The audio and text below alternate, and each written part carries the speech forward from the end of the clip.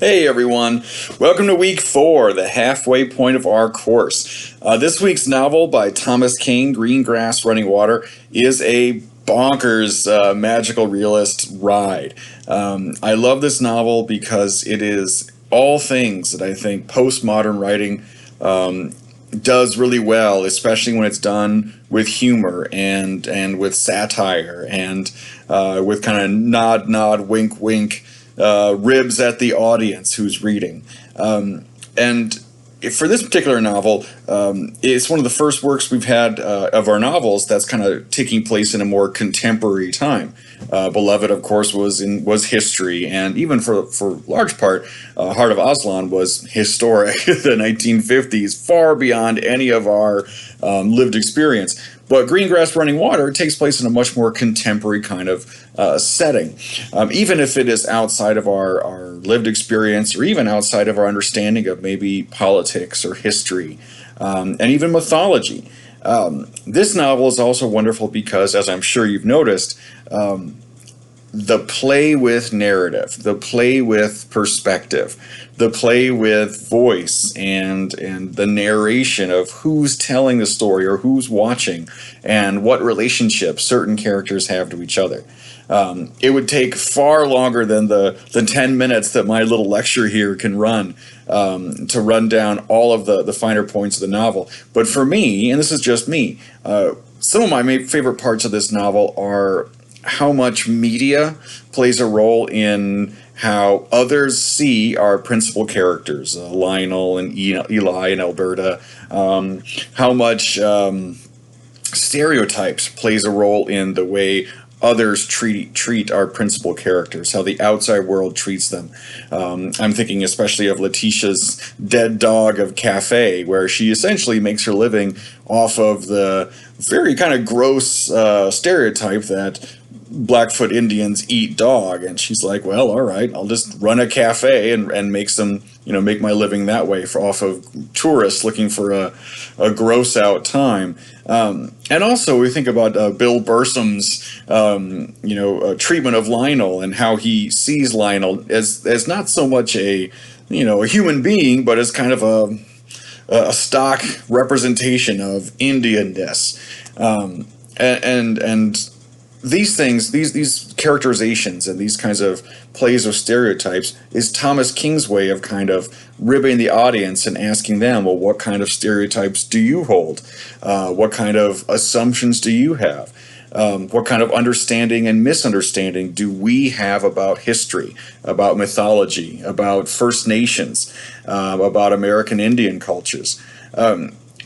And I just don't suppose many of us are very well versed in it, but we can see the satire as the novel progresses, and also throughout the novel the way it bounces between kind of a linear story of our central characters, and then this kind of surreal, ethereal back and forth between Coyote, this trickster spirit, and this unnamed narrator, who may or may not be God, may or may not be Earth, may or may not be a character that's in the novel already.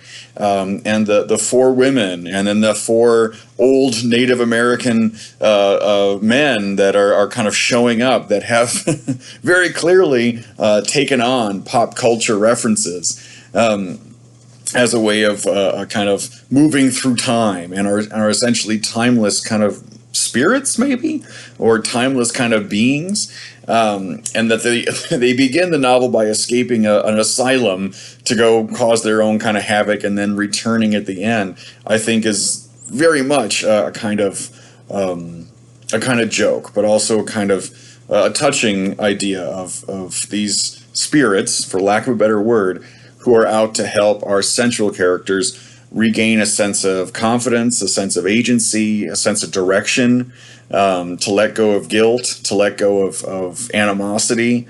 And then as the novel also progresses, we also understand, or we come to understand, the way that our central characters, Lionel and Alberta and Eli and Charlie and Letitia, are all balancing that kind of double coding of hybridity, right? They are Indians when people expect them to be, or they are not Indian enough in certain contexts. They are too Indian when people don't want them to be, or they are too stereotyped or stereotypical, or not enough. And I think King is also playing with that throughout the novel, especially I think with the description of Charlie's father, the the actor who went to Hollywood to play all the roles of all the different tribes, a Cheyenne, a Sioux, a Blackfoot, because Hollywood can't distinguish. Hollywood can't discern the differences between peoples. And then, as racist as that is, and it truly is, it's also incredibly true. And so then the play of John Wayne being the John Wayne movie being rewritten, or where John Wayne isn't the victor, he loses, right? And Bill Burson stands there with his jaw on the floor in front of his map of televisions, right? That great, wonderful image of this giant wall of television shaped like the United States.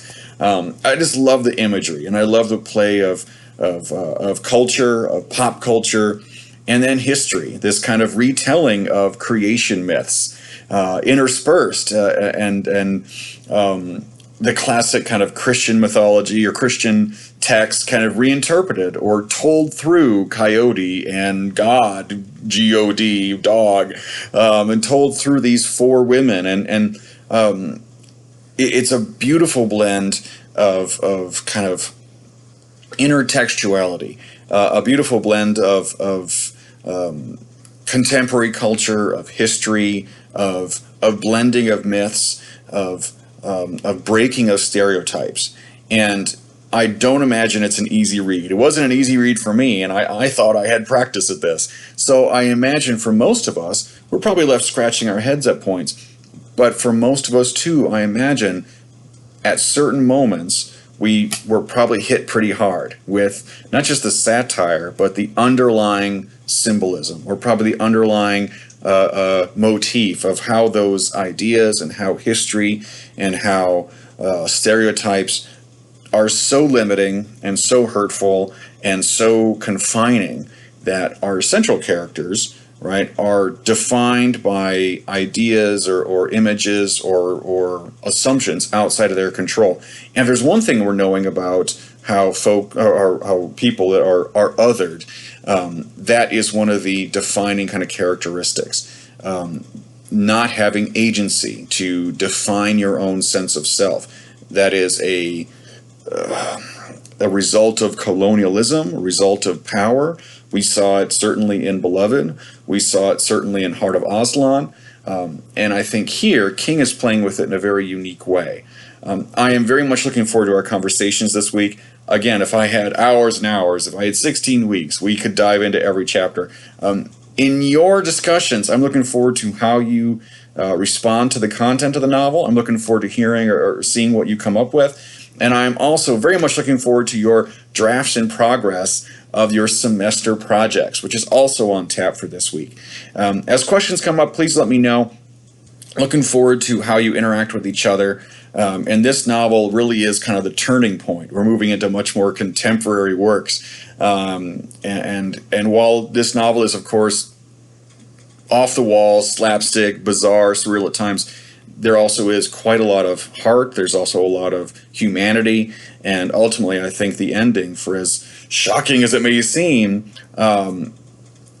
is a very important, almost, dare I say it, happy ending that we haven't seen yet, maybe in some of our other works. Happy-ish. Maybe not happy for everybody, but certainly characters have reached a kind of conclusion that speaks to possibility. And that, too, I think, is a hallmark of magical realism. Okay, I'm out of time. Looking forward to it. Have a great week.